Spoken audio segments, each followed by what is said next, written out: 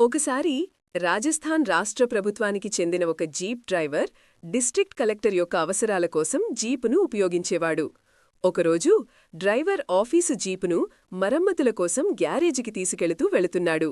అప్పుడు రోడ్డుపై నడుస్తున్న విద్యావతిగారి భర్తను జీప్ ఢీకొట్టింది. ఆయన అక్కడికక్కడే మరణించాడు. ఆ ఘటన తర్వాత ఆయన భార్య విద్యావతి ప్రభుత్వంపై కోర్టులో కేసు వేసింది. జీప్ డ్రైవర్ తప్పు చేశాడు, కాని అది ప్రభుత్వం వాహనం కాబట్టి ప్రభుత్వం కూడా బాధ్యత వహించాలి అని. కేసు విచారించి కోర్టు ఇలా అంది: ప్రభుత్వానికి కూడా ప్రైవేట్ వ్యక్తుల్లాగే సివిల్ లయబిలిటీ ఉంటుంది. డ్రైవర్ ప్రభుత్వ ఉద్యోగిగా తన పనిలో ఉన్నప్పుడు ఈ ప్రమాదం జరిగింది, కాబట్టి ప్రభుత్వం కూడా బాధ్యత వహించాలి అని. తద్వారా విద్యావతి పరిహారం పొందింది. ఇదే మన భారతదేశంలోని మొట్టమొదటి వికేరియస్ లయబిలిటీ కేసు.